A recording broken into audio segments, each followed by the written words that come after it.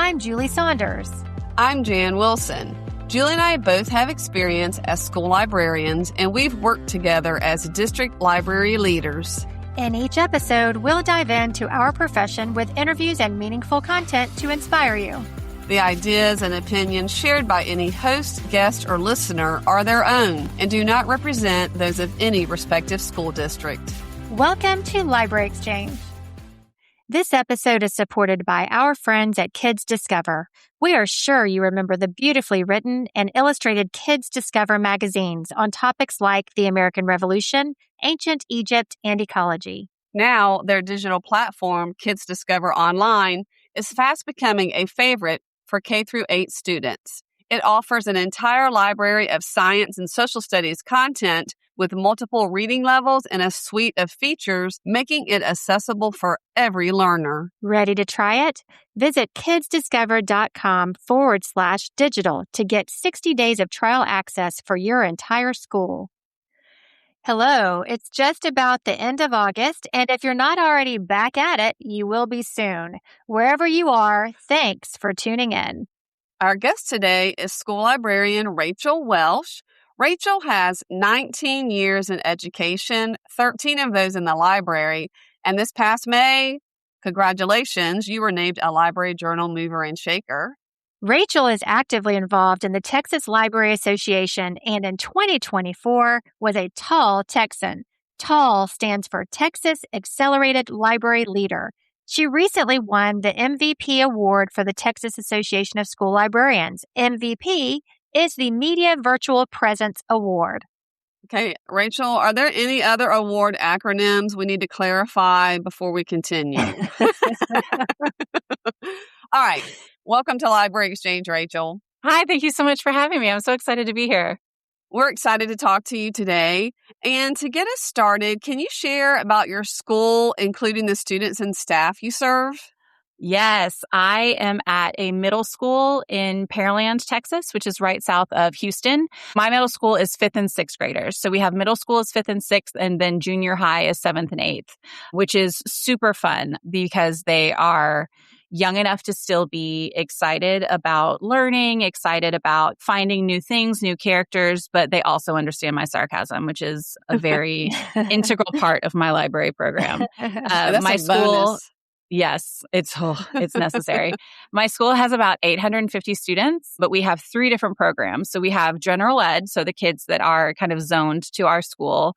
Then we have a dual language program, so the teachers speak both English and Spanish. It's different from ESL because parents choose to put their children in at kindergarten, and then they go through the program through 6th grade.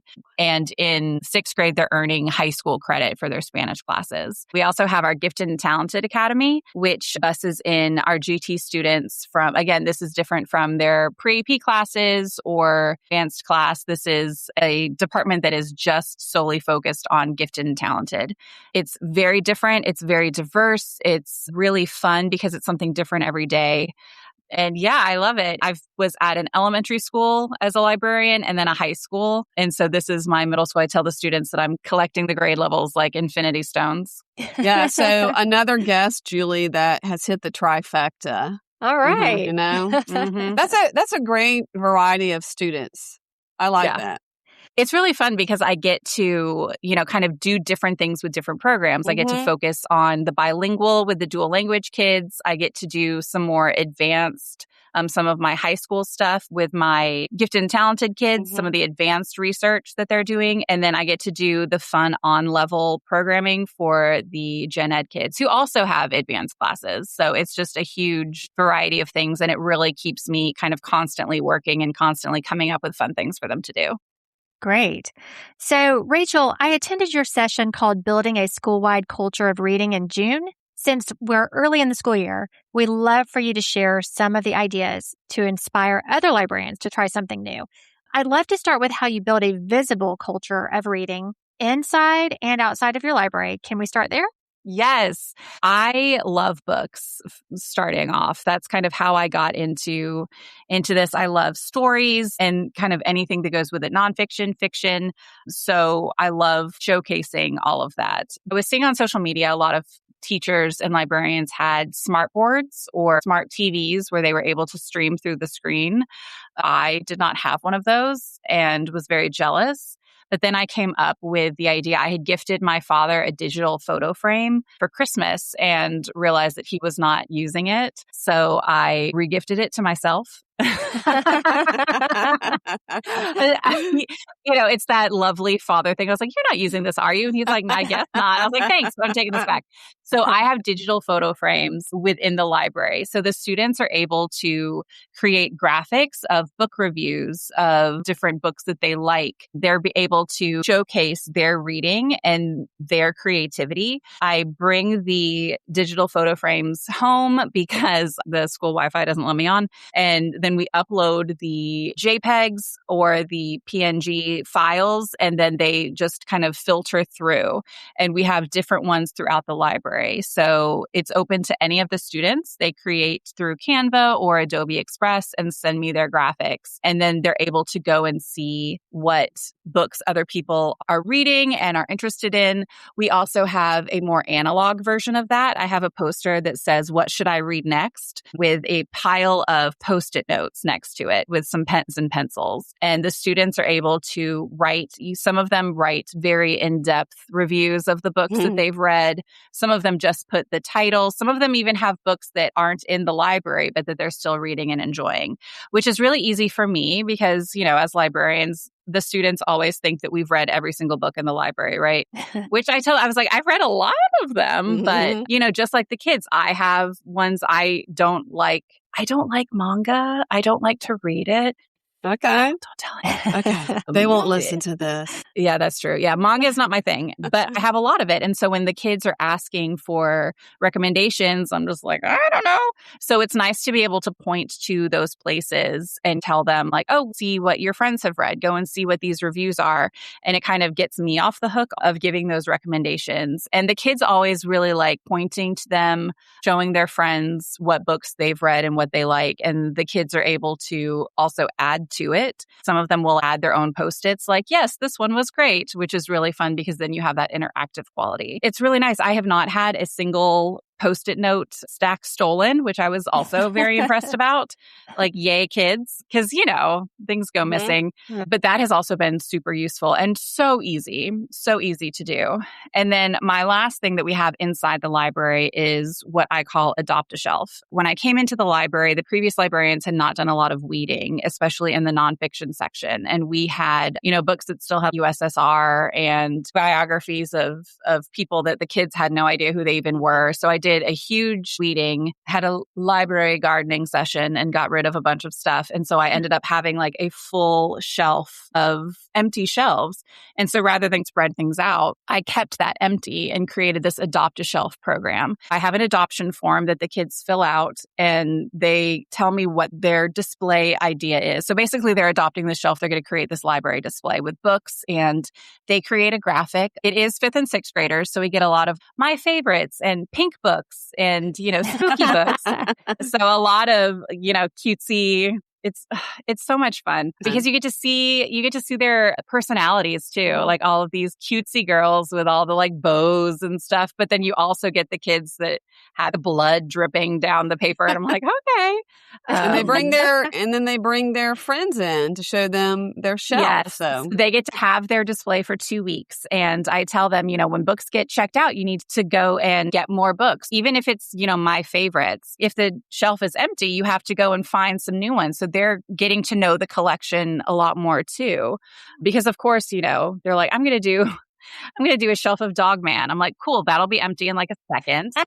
So what if we like expand to dog books? And so then they're going and finding the books that have dogs in them or have a dog character, and they're getting to know the collection also. And yeah, their friends get to see it. We also have teachers that are involved that do both, kind of curricular stuff. My Spanish teacher came in and it was around the Super Bowl, the Bad Bunny Bowl, as we like to refer to it. And so she did the difference between Latino countries and Hispanic speaking countries, because those are different, and had a really cool display that reached kids outside of just her Spanish classes.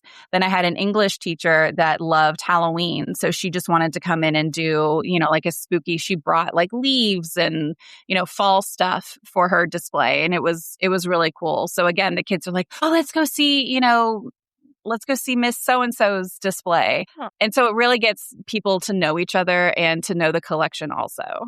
And now a word from our sponsors. It's time to talk about our friends at Kids Discover. They're an award-winning educational publisher that's been a favorite among students and school librarians for over 3 decades. Their digital learning platform, Kids Discover Online, is a game changer for elementary and middle schoolers by providing access to thousands of science, social studies, and nonfiction articles. And unlike other databases in the market, Kids Discover Online's modern interface is highly visual. It actually gets kids excited about reading and learning. Plus, it's built for every student. We're talking multiple reading levels, translations in 28 languages, and a fully accessible interface for all learners. You can actually get 60 days of trial access for your entire school right now by visiting kidsdiscover.com/digital. I know you had mentioned something about a twist on the what I'm currently reading idea with teachers. What did you do there? Yes. So I had seen the what I'm reading signs and was like, oh, that's great. And so I put them on every single teacher's, just went around and stapled them myself and told everybody like, oh, I put these signs up, update them as you will. Some of the teachers never updated them, never put anything on there. And then I was very guilty about putting something on and then not updating it myself. So the kids would be like, oh, how's this book? And I was like, what? I read that 2 months ago. Oh yeah, I didn't change that. So I actually got this idea from Lauren Mobley with a presentation that she and I did together. She made signs for her teachers' rooms. So hers was what I like to read or what I'm reading, but she updated it herself and they were able to stay up. So I changed it a little bit. I sent out a survey at the beginning of the year to my teachers. I gave them 3 options so that we had different categories throughout the school. And it was, what was your favorite book when you were in middle school? What's your favorite book, period? And then what book do you like to recommend? And so we have those. And again, it was only the teachers that responded, which most of them did.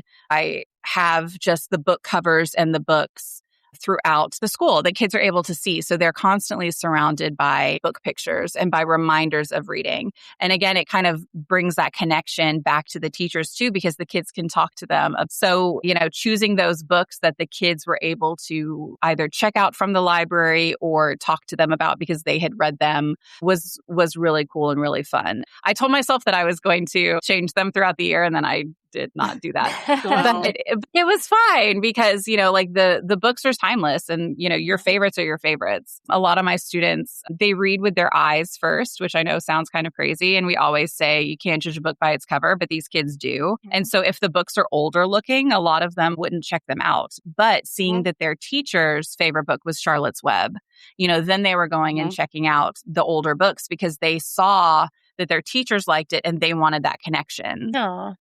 Well, that's the secret right there because you gave students ownership in the library with the displays, and then there are other signs throughout the campus, not just inside the library. I wanted to talk about, another big piece for building a reading culture is motivation. So how do you build competition into your school's reading culture?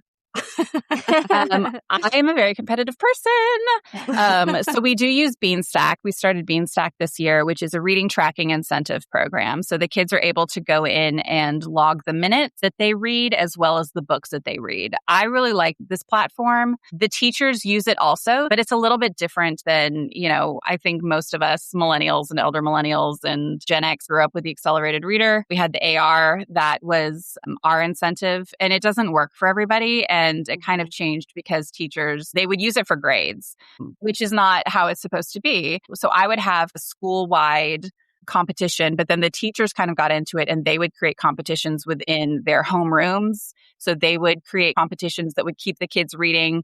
The teachers are able to log all of the kids at once. So even the students that would forget to log their reading, if they were reading in class, the teachers could go in and log everybody. And I would do a monthly challenge. We are very food motivated at our school. Mm-hmm. So we had a lot of, treats, and I did what I called reverse trick-or-treating. So I would take my little cart of treats to deliver to the students in their classrooms. We had one that was all that and a bag of chips challenge, which was you get spicy chips after you read your 500 minutes. And so, of course, all the kids were like, I want some chips. It's like, well, you better log your minutes next time. Like, hi. We did a ramen party at the end of the year in May for Asian American Pacific Islander Native Hawaiian Month, where the kids got to come in and I had bought individual ramen packets from Costco, and then we watched 90s Pokemon. Yeah. But that was a big hit. Yeah, teaching the kids the ancient texts, if you will. Yes. They had so much fun because they got to come in and I had spicy chips and little seaweed snacks, like had kind of a little buffet, thank you, Costco, of stuff that they were able to have. We also created a Battle of the Books this year. So I wanted it to be a district-wide competition, but not everybody in my district was kind of down for it. And so this is, what I have learned in my elder years is I used to get really down about like, oh, nobody wants to play with me. Like nobody wants to do this. And now I'm of the opinion of, well, I'm just going to do it and everyone will see how much fun we're having. I think it was 13 going on 30 where she was trying to get Mark Ruffalo to dance and she's like, everyone's going to see how much fun we're having and they're going to come join us. And that's kind of essentially what happened. Was I wanted to do this Battle of the Books and everyone was like, I don't know, blah, blah, blah. And I was like, cool, I'm going to do this myself and just have a campus-wide Battle of the Books. So we have the Bluebonnet list as one of our state reading lists. That's for students 3rd grade through 6th grade. So I chose different books from our Bluebonnet list and challenged the kids to read it. I ended up having 4 teams. That's how many students were interested, 4 teams of 6 to 8 kids. And then sure enough, as I was talking about it in meetings and talking about how excited my kids were and the big difference. So Pearland is the suburb of Houston that we're in, which is small and large at the same time. So parents would talk to parents and the kids were talking to friends at other schools. And so then some of the librarians were like, hey, my students are actually talking about this Battle of the Books thing. Like, is it too late for us to get in on it? I was like, nah, come on, girl, let's party. So we ended up having 2 other schools and we had a district level competition. We reserved the boardroom where they have the school board meetings and the kids were so impressed. We did it in May, so there wasn't a lot of curricular issues because we bussed them over and the superintendent was the moderator and kind of, it was in, the kids were like, oh my gosh, Dr. Berger is there. I know. It's crazy. So they felt so impressive and so cool. And it was so fun to get them, again, like they have friends at other schools and just having that healthy competition where it's about the reading. It's about the books. The questions were just the books and it really challenged them because a lot of my kids were like, oh, well, I've already read this book. And I was like, cool, you're going to want to read it again. And then sure enough, the week of the competition, I did some sample questions and they didn't get them right. And so for these, kind of high achieving, sweet baby nerds were like, oh my God. So they had to go and like frantically read the books. And it was so much fun. So even if you can't get district level, like don't let that stop you. If you have these ideas and if it's going to benefit your students, try it out. And then again, word will spread and people will want to join you. Look at how much fun we're having. Right. Yes, that's great. So Rachel, you sponsor 2 book clubs. Is that correct? I do. So we have the SAB book club, which is, just kind of open to everybody. Well, both of my book clubs are open to everybody, I will say. But we have a book club that is, I hate calling it the normal book club, but the other one is bilingual book club.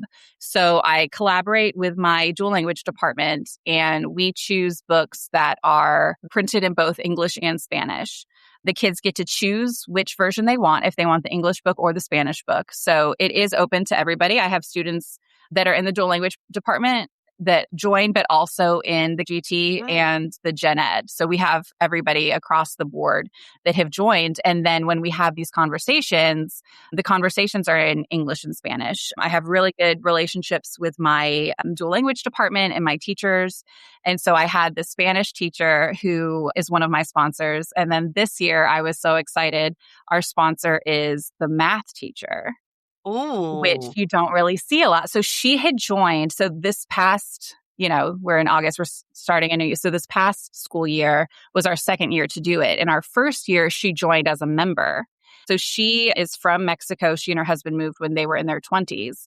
So English is very much not her first language. And I said, "Oh, do you want the Spanish book?" And she said, "No, I want to work on my English." Huh. Yes. Wow. So I said, "Please share that with the kids." So it's been so great because we choose books that are authentic voices that are written by Spanish-speaking authors and about Mexican or El Salvadorian or Honduran lives. When they're talking, we choose. It's the same as the regular book club. We have a variety of genres that we choose from. We always end with a graphic novel because everybody's always very tired at the end of the year. And then at the end of each book, we do kind of a celebration for that book, which for the bilingual book club has become really fun because I didn't realize that there is such a variety of Hispanic identities and that we have so many of the different ones in our school. For each book that we read, there was at least one kid that was like, "Oh, this is my culture. I can bring such and such from, the book. I'll get my mom to make." And I was like, "Yes, please. Thank you so much." And so the kids were always able to share more about their lives. And the teachers, especially our math teacher, shared that with math, you don't really get to know the kids as well as with the liberal arts. And so she was like, "I would never have known these facts about these kids and their personal lives because, we just talk about integers." Right. And that they're learning about their teachers. Like we would share stuff too. I would talk about my dad came to Texas and worked at a chemical plant and would come home. We read A Seed in the Sun, Una Semilla de Sol. It's about migrant farmers. And the father was very rough, very almost angry all the time. And so, we all kind of shared. I was like, my dad would come home because his work was so laborious and he was in the heat. And, when my brother and I were younger, my mom would say, "Okay, he's going to come home. He's going to eat dinner and shower and go to bed. You guys go upstairs and be quiet and don't get into fights." Sharing those things with our students was just really cool and got us to a deeper place. Both, the teachers and I getting to know each other and also the kids, that they felt like they could share these personal things that they weren't able to do. And some of the students, this was the only club that they were in because they were primarily Spanish speaking and didn't feel comfortable in any of the other clubs. So this was the only place where they felt that they were, welcomed and seen. Yeah.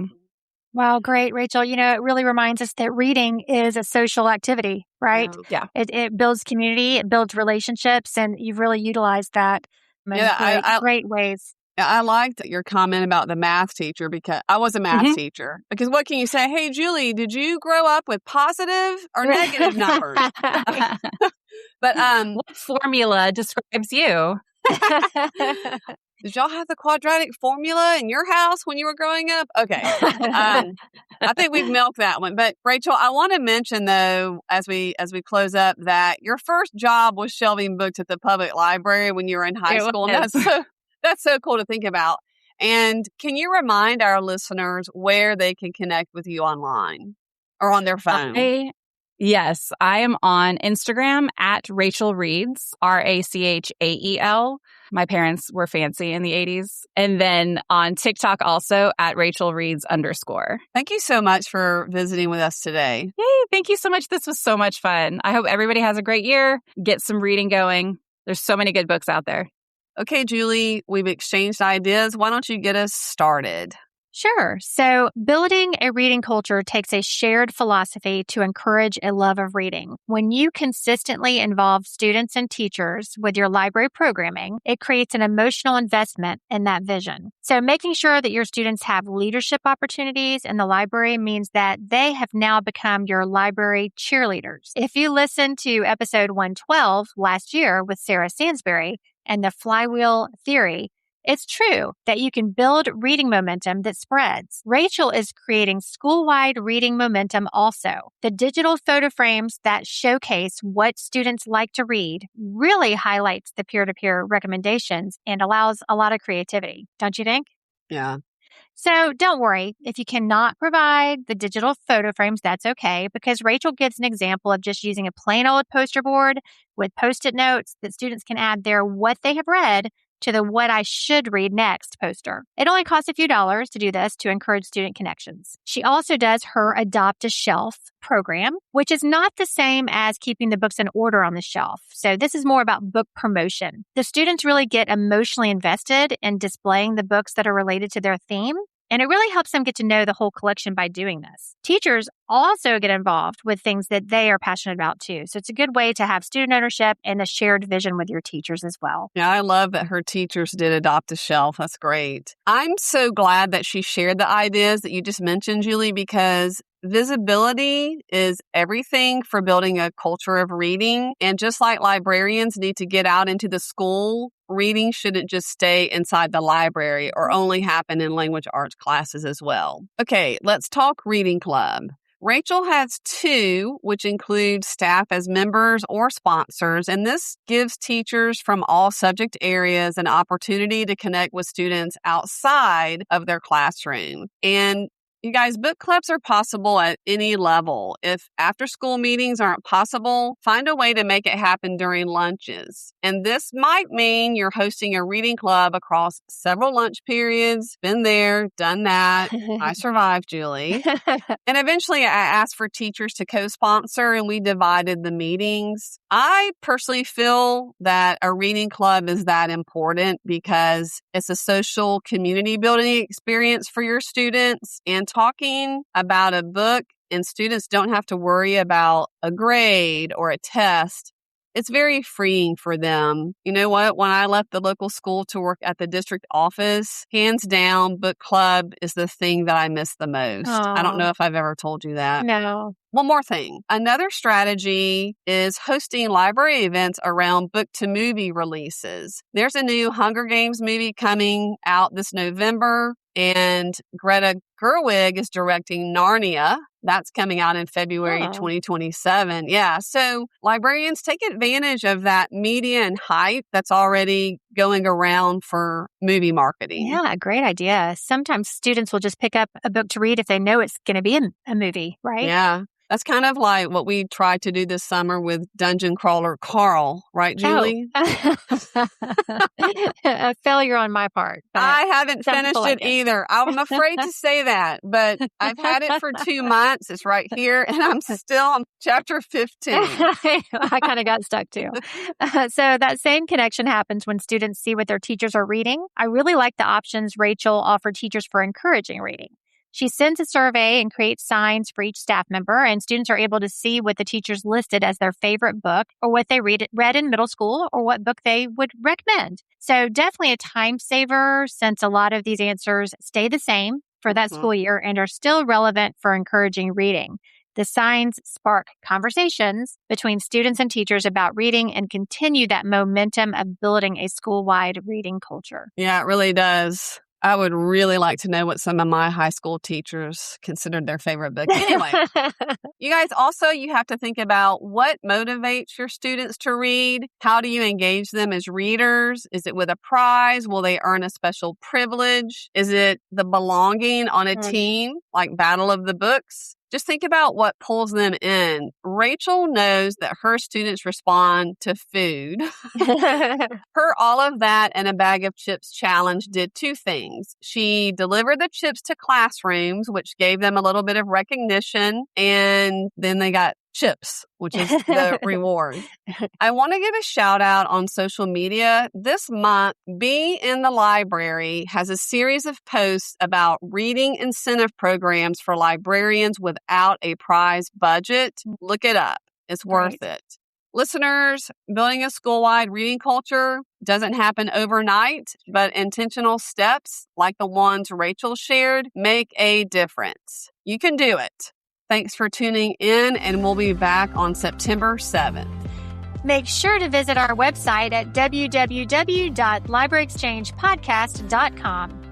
There, you'll find episode notes, resource links, and a link to our Etsy store. Plus, you can submit a question or inspiring story that might be featured on a future episode. For guest clips, episode reminders, and trivia giveaways, follow us on Instagram and YouTube at Library Exchange and on TikTok at library.exchange.